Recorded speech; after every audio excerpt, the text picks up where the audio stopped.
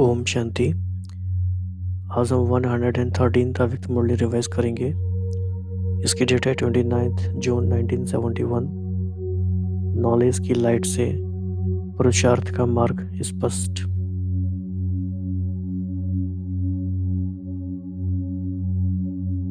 जैसा कि आपको टाइटल से ही क्लियर है, नॉलेज की लाइट से पुरुषार्थ का मार्ग स्पष्ट कैसे होता है। तो बाबा ने इसको काफ़ी इंटरेस्टिंग तरीके से एक्सप्लेन किया है। बाबा ने पहले पूछा आते आते कि वर्तमान समय की प्राप्ति क्या है पुरुषार्थ की। तो बच्चों ने जवाब दिया कि फरिश्ता बनना। तो बाबा ने फिर पूछा कि फरिश्ते की 2 क्वालिफिकेशंस बताओ। 2 क्वालिफिकेशंस निकल के आती हैं एंजल की, एंजेलिक स्टेज की, लाइट एंड माइट। फरिश्ते में 2 बातें होती हैं, लाइट एंड माइट। लाइट माना बाबा ने कहा नॉलेज के आधार से लाइट अर्थात मनन की शक्ति से आती है लाइट। और माइट को बाबा ने यहाँ कहा सहन शक्ति। तो लाइट का कनेक्शन है मनन से और नॉलेज से, और माइट का कनेक्शन है सहन शक्ति से। और सहन शक्ति को बाबा ने इस मुरली में काफ़ी एक वाइडर पर्सपेक्टिव में देखने की कोशिश की है।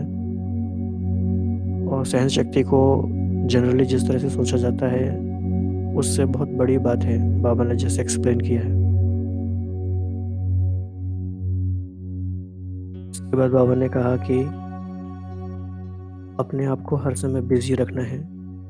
अपने आप को बिजी रखना हर समय एक बहुत बड़ी आर्ट है। बाबा ने कहा उससे फिर आप नंबर 1 बिजनेसमैन बन जाते हो। हर सेकंड में, हर संकल्प में आपकी कमाई होती है। बाबा ने फिर इसमें लौकिक का एग्जाम्पल दिया कि जो अच्छे बिजनेसमैन होते हैं वो अपने एक एक पैसे से कितना पैसा बना लेते हैं। तो इसी तरह से आपको अपने हर संकल्प से कमाई करनी है।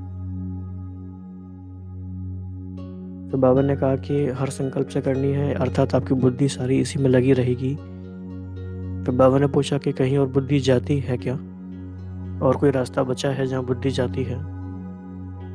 तो बाबा ने इसमें एक और एग्जाम्पल यूज़ किया कि जैसे गवर्नमेंट की सील लगा देते हैं, तो जब तक वो मुद्दा पूरा नहीं होता तो वो सील खुलती नहीं है। इसी तरह बाबा ने कहा कि बाप ने भी आपके सारे रास्ते बंद करा दिए हैं आपकी बुद्धि के भटकने के। तो जब तक आपका ईश्वरीय कार्य पूरा नहीं हो जाता वो सील रहेगी ही, और फिर वो अविनाशी हो जाएगी 2500 साल के लिए। 2 युगों के बाद फिर वो त्रेता युग में फिर से बुद्धि भटकना शुरू होती है। एक बात बाबा ने और कहा, ये काफ़ी गहरी बात है, और ये शायद मुरली जितनी मुरलियाँ अभी तक हम लोगों ने पढ़ी हैं मिलकर, मैं दूसरी या तीसरी बार आया है।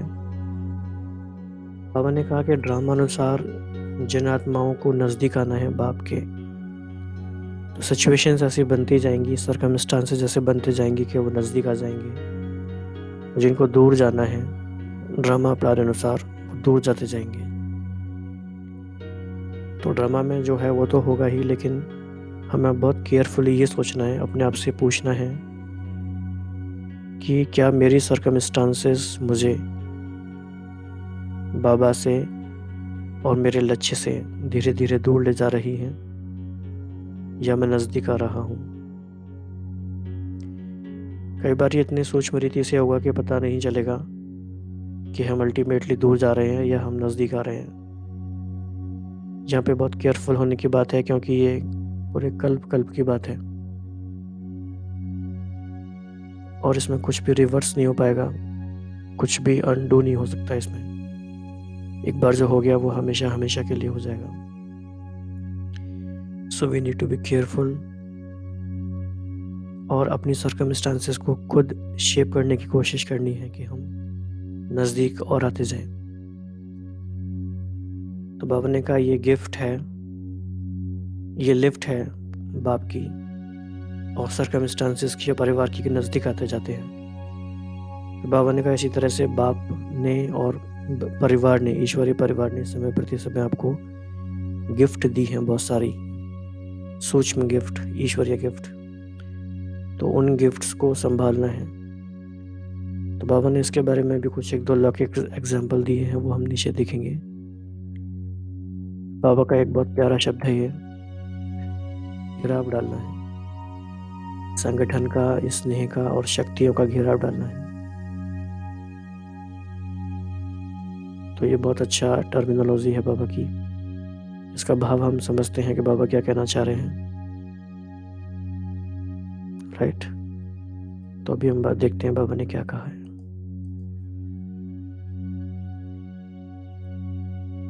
बाबा ने कहा कि सभी जो पुरुषार्थ कर रहे हैं, उस पुरुषार्थ द्वारा वर्तमान समय की प्राप्ति का लक्ष्य कौन सा है। देव पद की प्राप्ति तो भविष्य की है, लेकिन वर्तमान समय पुरुषार्थ की प्राप्ति का लक्ष्य कौन सा है। तो बच्चों ने आंसर दिया, फरिश्ता बनना। फिर बाबा ने पूछा कि फरिश्ते की मुख्य क्वालिफिकेशन क्या है। फरिश्ता बनने के लिए 2 क्वालिफिकेशन कौन सी हैं।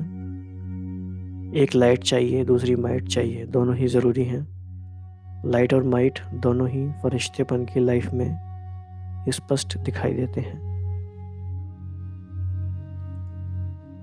तो यहाँ पे हम थोड़ा रिफ्लेक्शन कर सकते हैं कि क्या मेरे जीवन में प्रैक्टिकली नॉलेज की लाइट और माइट है।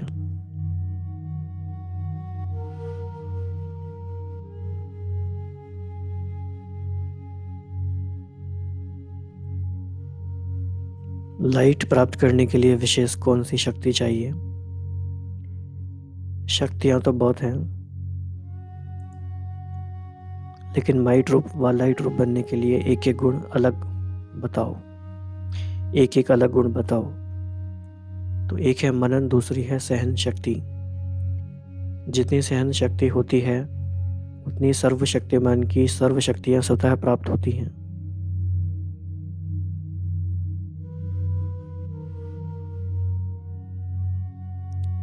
नॉलेज को भी लाइट कहते हैं ना, तो पुरुषार्थ के मार्ग को सहज और स्पष्ट करने के लिए भी नॉलेज की लाइट चाहिए। इस लाइट के लिए फिर मनन शक्ति चाहिए। ये यहाँ इम्पोर्टेंट बात है कि नॉलेज को भी लाइट रूप में अनुभव करने के लिए मनन शक्ति चाहिए। तो हमने देखा है कि पिछले लगभग 10 मुरलियों में मनन की बात बार बार आई है। तो हम देख सकते हैं कि बाबा का किस साल में क्या फोकस रहा है। तो हम 1971 में हैं और 1971 में बाबा का फोकस है मनन शक्ति। इसके अलावा और क्या क्या फोकस है वो आप सोच सकते हैं और आप ये बात शेयर भी कर सकते हैं सभी के साथ।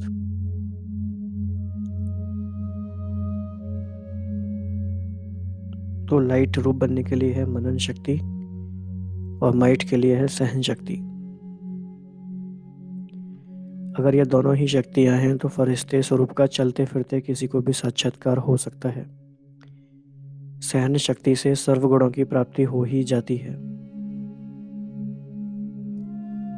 ये एक डीप स्टेटमेंट है और ये स्टेटमेंट ऐसा है जिसको धीरे धीरे हमें डिकोड करना है। इसकी जो अंदर लेयर्स है उसमें जाना है, इसको समझते रहना है धीरे धीरे।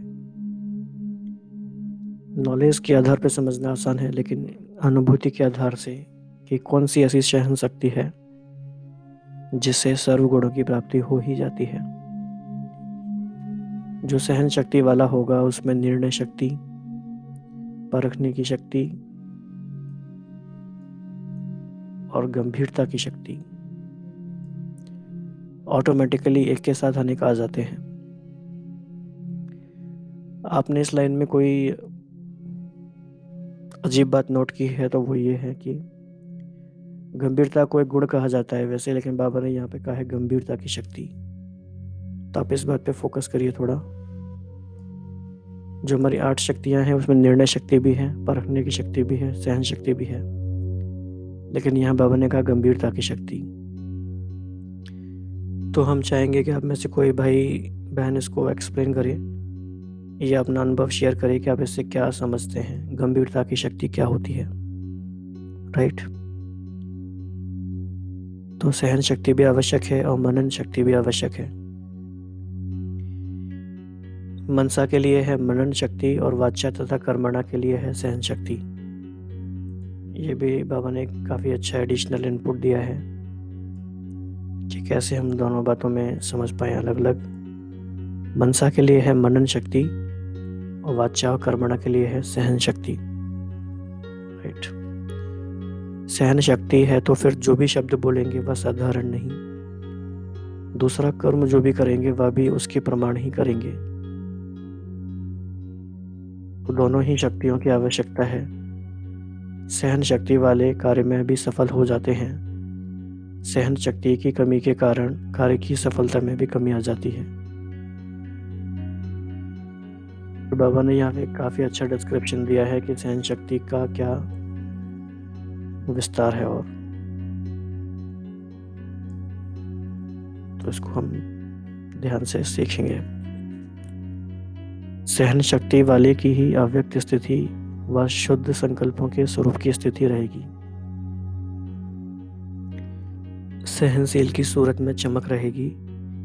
कैसे भी संस्कार वाले होंगे तो भी उनको अपनी सहन शक्ति से टेम्पररी टाइम के लिए दबा लेंगी।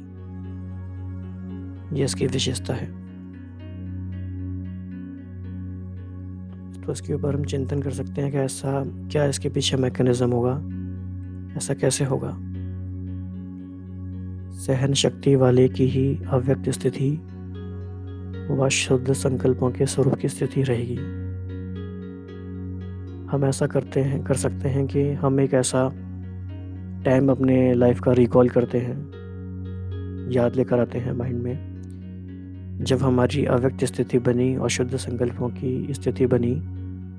तो ऐसी कौन कौन सी बात थी जो सहन शक्ति के आधार पे हमने संभाली थी, उसको रिकॉल करके थोड़ा सा अनुभव करते हैं, कोशिश करते हैं।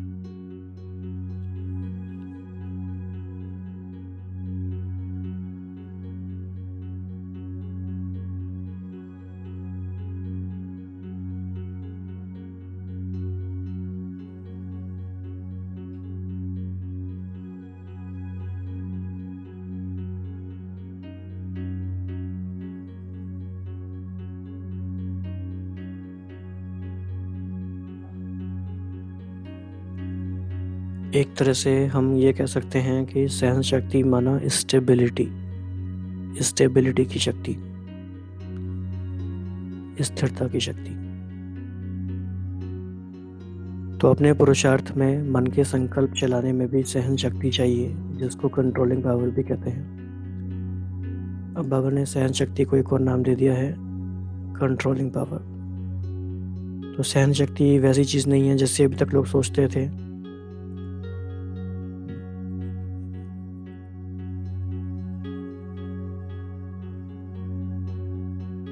तो सहन शक्ति है तो व्यर्थ संकल्पों को भी कंट्रोल कर सकते हैं। तो इन दोनों शक्तियों के लिए अटेंशन रखना है। यहाँ से टॉपिक थोड़ा चेंज होता है। नंबर 1 बिजनेसमैन बनने के लिए सहज तरीका क्या है? अपने को बिजी रखने से ही नंबर 1 बिजनेसमैन बन जाएंगे। अब यहाँ बिजी रखने का क्या मीनिंग है, ये बात समझना बहुत ज़रूरी है। Being busy just does not mean कि keeping yourself occupied all the time without any productivity. But Baba ने कहा कि जिसको अपने को बिजी रखना नहीं आता है वह बिजनेसमैन के भी लायक नहीं कहा जाएगा। यहाँ बिजनेसमैन बनना अर्थात अपनी भी कमाई और दूसरों की भी कमाई। इसके लिए अपने आप को एक सेकंड भी फ्री नहीं रखना।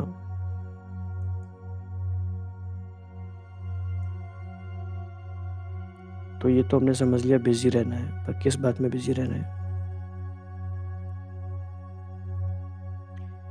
तो कौन से नंबर का बिजनेसमैन हो, यहाँ जितना यहाँ गैलअप करेंगे उतना समझो अपने भविष्य के तख्त को भी गैलअप करेंगे। चांस अच्छा है,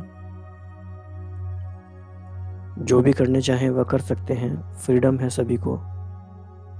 ये जो शब्द है फ्रीडम है सभी को, ये काफ़ी इम्पोर्टेंट है।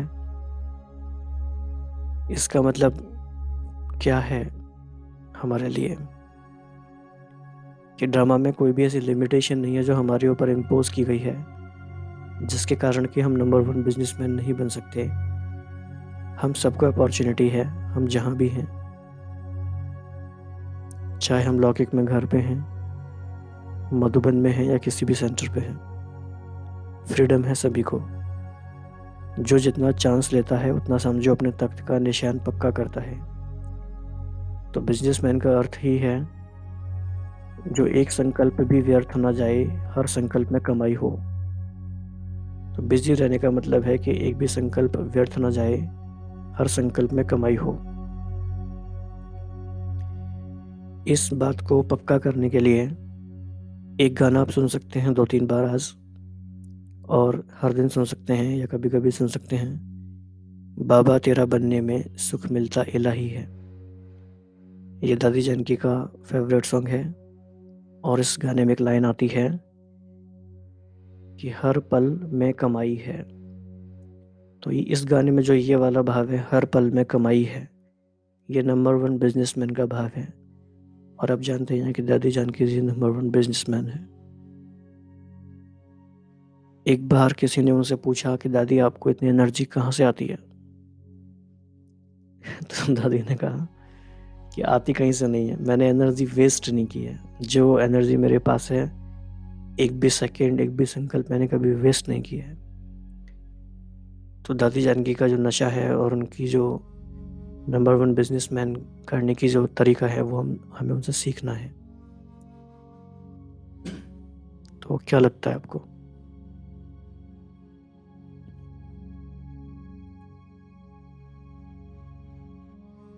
वो लाइन को पढ़ते समय दादी जानकी ही याद आती हैं कि जैसे वह बिजनेसमैन एक एक पैसे को कितना पैसा बना देते हैं कमाई करके, तो यह भी एक एक सेकंड व संकल्प कमाई करके दिखाएं, उनको कहते हैं नंबर 1 बिजनेसमैन। राइट। तो ये अंदर अपने एक धुन लगने वाली बात है, और एक बात क्लैरिटी और फोकस की बात है कि हमारा एक भी संकल्प और हमारा एक भी समय, एक भी सेकंड वेस्ट ना जाए। फिर बाबा ने इसको थोड़ा एनालाइज किया आगे, और कि बुद्धि को और काम ही क्या है।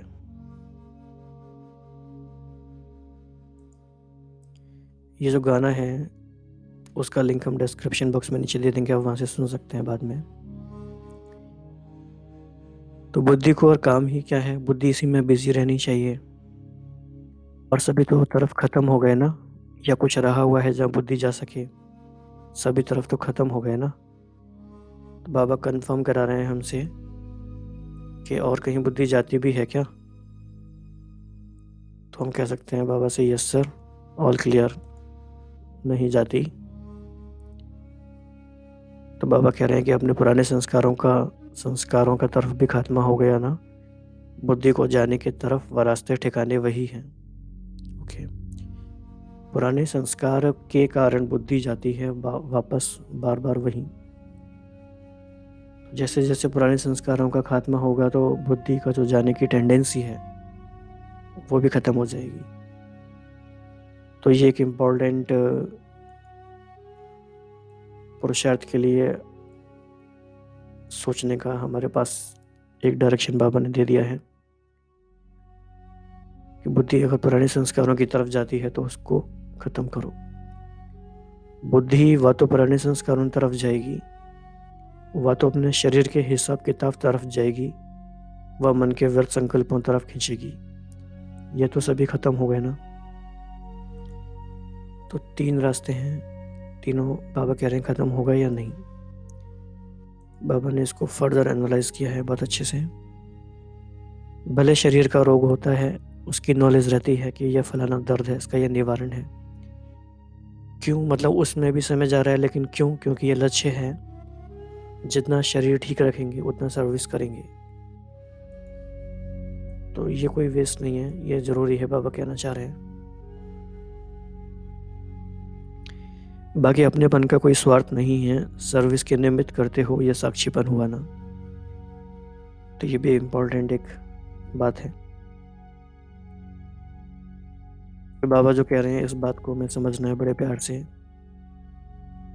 कि अभी सिर्फ एक ही मार्ग रह गया, बाकी जो अनेक मार्ग होने के कारण बुद्धि भटकती थी कि यह कर लें यह कर लें, वह मार्ग सभी बंद हो गए ना। तो ये एक बहुत अच्छा योग अभ्यास के लिए भी हमारे पास एक विजुअलाइजेशन के लिए है। कबीर का एक बहुत अच्छा दोहा है, उसमें उसका सेंस ये है। कबीर कहते हैं जैसे कि एक बहुत बड़ा कोई समुद्र है सपोज, उसमें पानी का जहाज है। अब हमारा मन एक ऐसे पंछी की तरह है जो कहीं भी उड़ के जाएगा, लेकिन और तो कहीं वो बैठेगा नहीं, जाके बैठ नहीं सकता, कहाँ बैठेगा, कोई जगह ही नहीं है, तो वापस से फिर वो उस जहाज पर ही आएगा। तो वो जहाज कौन है? बाबा। तो कबीर कह रहे हैं कि मेरा मन उस पंछी की तरह हो गया है जो भले ही उड़ जाए वहाँ से बार बार, लेकिन फिर वही वहीं आके बैठ जाता है, क्योंकि और कहीं जाने का उसके पास कोई ठौर नहीं है। उनके दोहे में इस तरह आता है। तो कोई रास्ता ही नहीं है, सारे रास्ते बंद हो गए। So it should be a great realisation.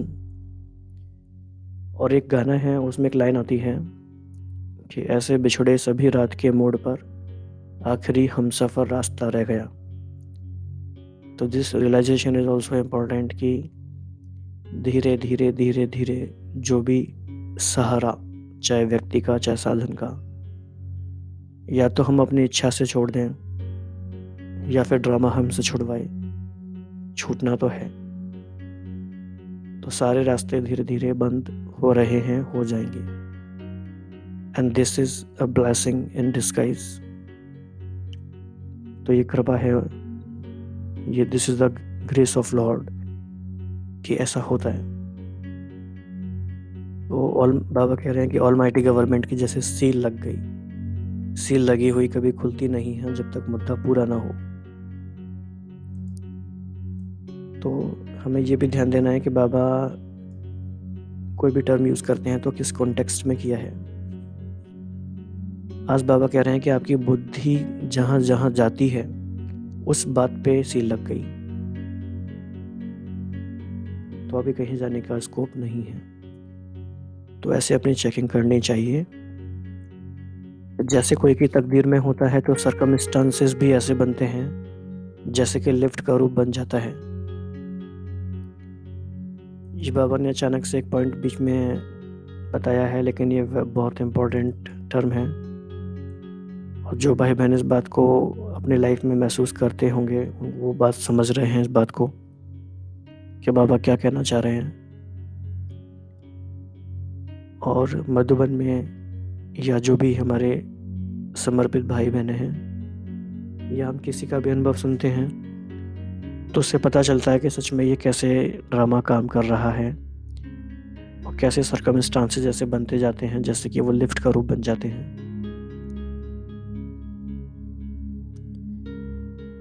तो एक तरह से ये बाबा की हेल्प है उनके लिए। तो यहाँ भी जिसकी कल्प पहले की तकदीर व ड्रामा की नोंद है, भले अपना भी पुरुषार्थ रहता है, लेकिन साथ साथ यह लिफ्ट भी दैवी परिवार द्वारा मिलती है और बाप दादा द्वारा भी गिफ्ट मिलती है। तो ये बहुत सही बात है। तो यह भी चेक करना कि अब बाप दादा द्वारा व दैवी परिवार द्वारा किस किस प्रकार की गिफ्ट प्राप्त हुई है।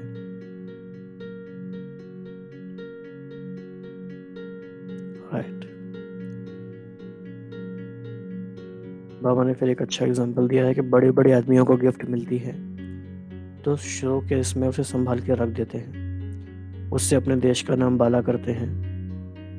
जैसे अगर आप जाएं राष्ट्रपति भवन विजिट करने दिल्ली में, तो जितने भी प्रेसिडेंट को गिफ्ट्स मिलते हैं from foreign dignitaries when they visit abroad और when the foreign dignitaries come to India, तो वो सारे उन्होंने शोकेस में संभाल के रखे हुए हैं। और and whenever anybody visits Rashtrapati Bhavan museum then they can see it.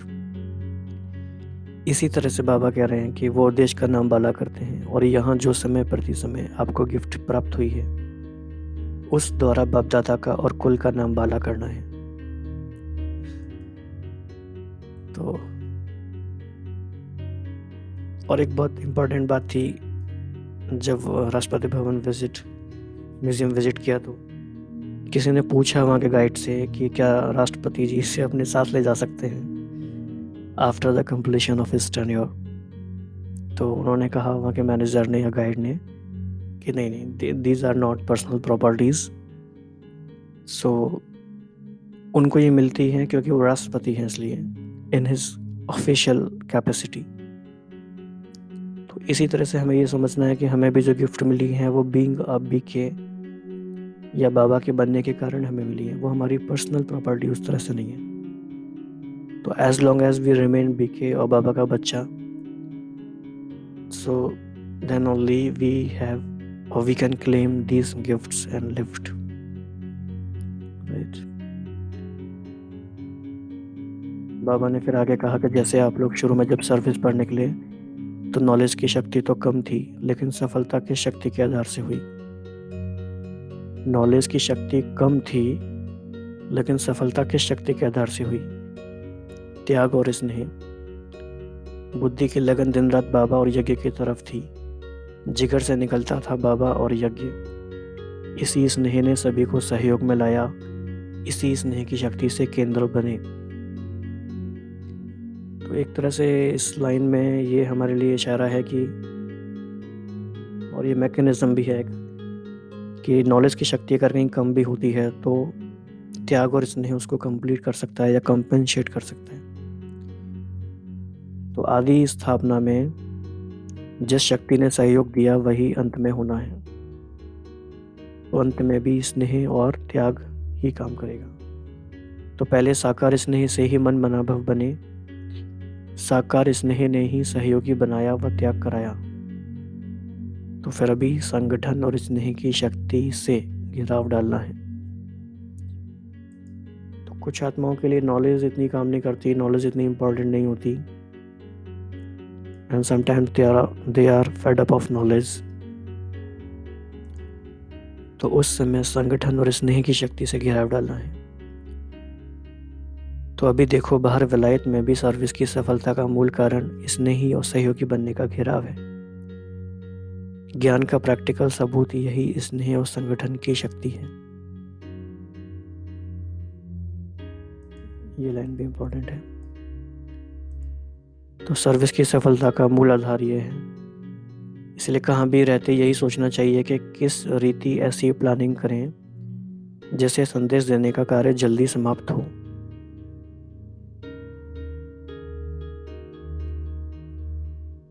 तो बाबा को ऐसा नहीं है कि हाँ आराम से संगम में चलाते रहो, कोई बात नहीं, मजे लो। बाबा कह रहे हैं कि कार्य जल्दी समाप्त हो, कैसे ऐसी प्लानिंग करें। अभी तो बहुत रहा हुआ है, स्नेह से त्याग का भी जंप देने का उमंग आता है, राइट। तो आप सभी ने त्याग कैसे किया? बाबा की भाषा हम देखते हैं कितनी प्यार भरी भाषा है ये। रग रग में स्नेह भर गया तब जंप दे सके। तो हमें अपने से पूछना है कि क्या मेरी रग रग में वो स्नेह भरा है, या भरता है फिर खाली हो जाता है? क्या इतना समय हमने अपने आप को दिया है कि वो रग रग में स्नेह भर जाए और हम जंप दे सकें? ओके। फिर बाबा ने कहा कि फॉरेन वालों को भी लिखकर भेजना कि अब जैसे ईश्वरीय खुमारी और खुशी में रहते आगे बढ़ते जाते हो, वैसे ही सदा खुमारी और खुशी में रहते सर्विस में सफल होते रहेंगे।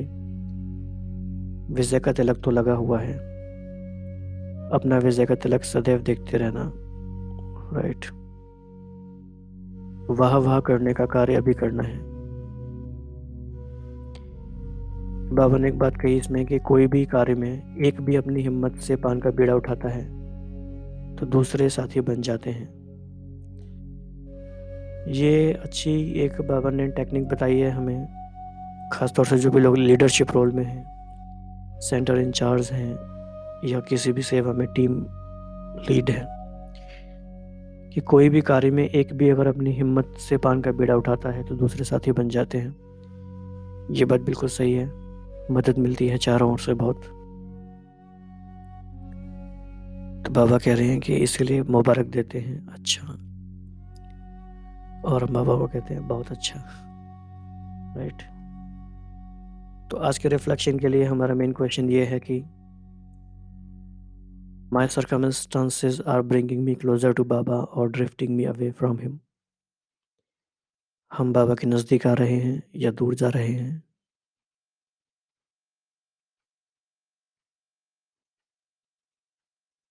तो क्या हो रहा है ये हमें इंट्रोस्पेक्शन करना पड़ेगा डीपली। ओके। मेन बात थी बाबा ने कहा कि वर्तमान पुरुषार्थ की प्राप्ति क्या है? फरिश्ता स्थिति, उसकी 2 मुख्य बातें हैं, लाइट और माइट। लाइट आएगी चर्निंग के आधार से, यानी ज्ञान के मनन के आधार से, और माइट आएगी सहन शक्ति से। और सहन शक्ति का काफ़ी विस्तार है, काफ़ी गहराई है। सहन शक्ति आने से सर्व गुण आ जाते हैं, और मन के संकल्पों को भी कंट्रोल करने के लिए सहन शक्ति चाहिए, जिसे कंट्रोलिंग पावर कहते हैं। उसके बाद बाबा ने नंबर 1 बिज़नेसमैन बनने की बात कही, जिसमें कि हमें अपने समय को, संकल्पों को, श्वासों को हर हर समय यूज़ करना है, हर संकल्प को यूज़ करना है,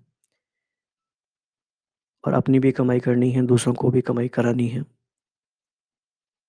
और बुद्धि जाने की कहीं कोई स्कोप नहीं है, क्योंकि सभी मार्ग बंद हो गए फॉर नेक्स्ट 2500 ईयर्स।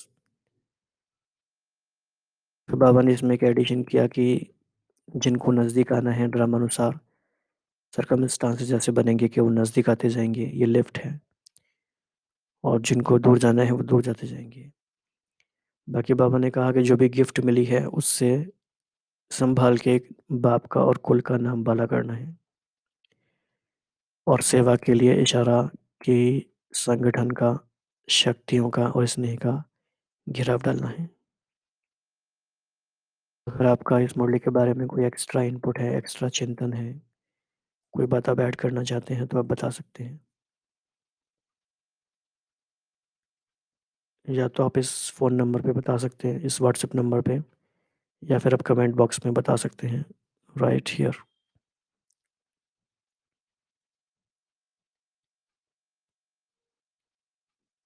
अच्छा, ओम शांति।